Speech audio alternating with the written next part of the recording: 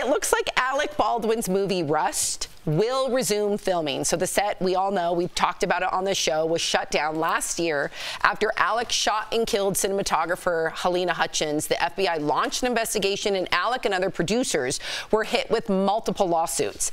Alec has maintained he did not pull the trigger and the shooting was an accident. But in a twist, Halyna's husband has now settled his lawsuit against Alec and the producers and is now the film's new executive producer. In a statement, Matthew Hutchins says he believes Halyna's death was a terrible accident and wants the film to be a tribute to her final work. This is a new development. Jeff, you've always had a very strong opinion about this. What do you think now? I'm kind of on the fence on this one, because it seems like the husband got paid out. This is just in my opinion, got paid out and gave him an executive producer credit. I don't know his background, but like, hey, let's continue to make this film. And the reason I'm doing it is because I want to honor my wife. Are you doing it to honor your wife, or are you doing it because now you get a film credit and some money in your pocket? And then on the other side, I personally think Alec Baldwin should wash his hands and walk away with this, because he's not charged with any allegations technically, right? And he should be like, this was a horrific accident. It was horrific from the start, and we should just shut this down. I'm on the fence on both sides. This is all speculative, but I believe strongly that this must be what his wife, or he believes his wife, wants. Because in my opinion, I don't think that maybe the project would have moved forward in this way, or it would have received anyone, actually an audience at all, simply because of how doomed this entire situation seems. But the fact that he's attaching his name to it must mean something about maybe a conversation or multiple conversations that he and his wife had, and this is his way of honoring her to make sure that the film continues on. That's such a great point, Erica. I didn't even think of it that way, because then she's not dying in vain, right? The work will be seen. Him being an executive producer, let him get all the money in the world. He lost his wife. You can't put a price tag on that, but at least like there's some sort of compensation, so to speak. Right. But I also like the idea, if he's executive producer, he can also make sure that that work best represents his wife. Maybe there's also a scene that they can do to honor her. Who knows? But when he's actually part of that conversation with the other producers, at least he knows that he can represent his wife. So I think it's a brilliant solution, and I hope that it's somewhat cathartic for him. Absolutely. And Sam, you said, some kind of compensation, but we live in a two-parent income household now. Yeah. And that money needs to go. They had children, I believe. Yeah.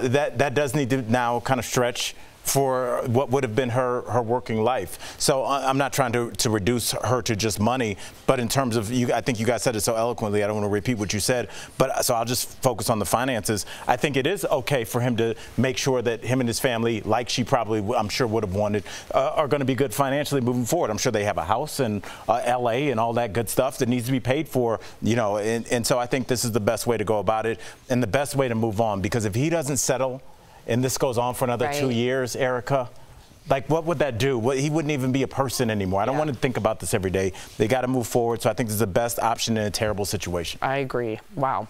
Okay, so this is a story that I know a lot of you have an opinion on. We're going to talk about it. Angelina Jolie has disclosed new abuse allegations aimed at her ex, Brad Pitt.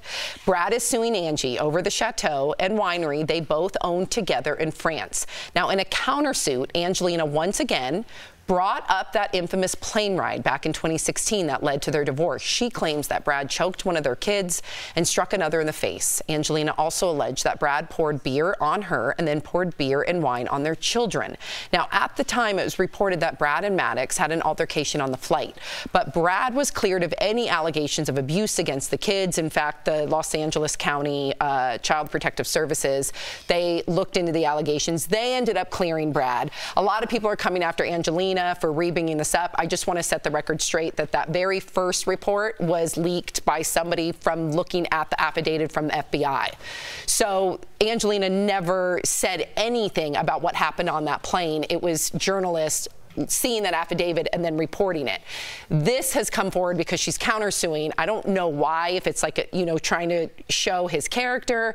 I know they were coming back from France and the chateaus in France, so maybe that's why she brought up those allegations. I don't know, but she's not repeating it, if that makes sense. She's bringing up the same thing. if that makes sense, right? She's not letting it go. She's countersuing now, as opposed to, again, we don't know what's, I guarantee you there's way more to the story than we know in the tabloids, right?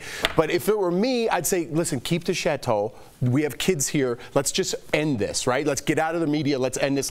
We're already on our way. Let's keep going. Stop dredging things up. What do you want?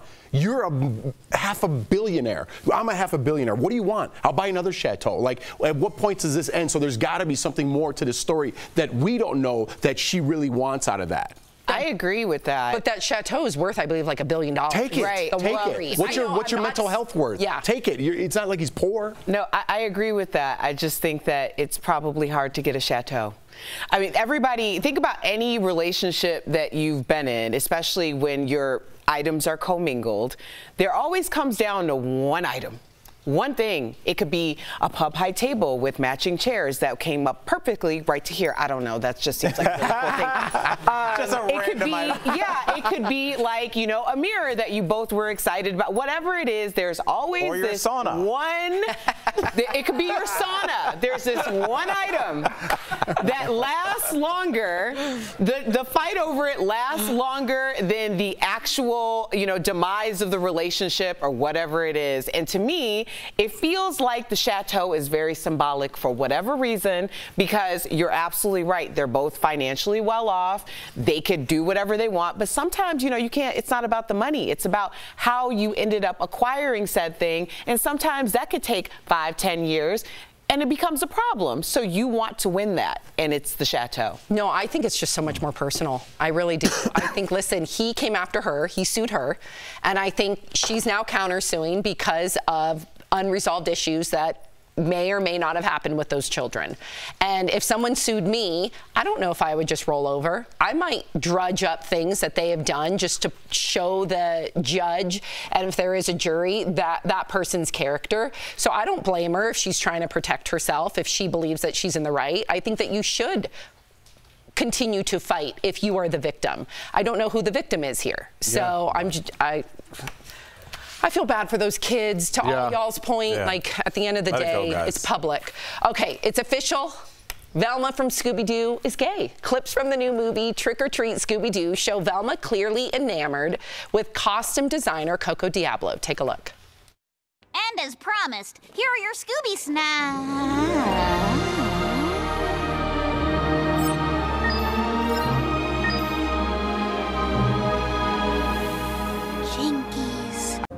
I'm sure that Coco made some brilliant observations in the encounter we just had. The cute one's right. Ooh, so James Gunn, who wrote the early live-action movies, tweeted that he tried to make Velma a lesbian in the films, but the studio kept watering it down to the point where Velma ended up having a boyfriend in the sequel. Why did it take so long for Velma to become gay? Wow. Like, what? Can we isolate that? I think she was born That's like that in a way, Bazooka Sam. Joe rapper. She was born that way, and, you know, especially when it comes to cartoons, people feel like that can be their perfect euphoric world where everybody is the same and nobody is different. And so now you have Velma so watered down that she ended up with a boyfriend. Like, I know. What does that even mean? Yeah, and now you're teaching. I mean, I know a lot of lesbians, they've never been watered down to end up with, they've been discriminated against, they've had been oppressed, they've gone into hiding, so to speak, or not been like able to come out, but never watered down. I do like that there's going to be a lot of internet chatter and people are going to be really upset about this, but like no one will take account that there's a dog that talks, you know, like it's like the fact that like Scooby, like that's like, yeah, of course that, but like let's get back to this lesbian. It's like, what are you talking about?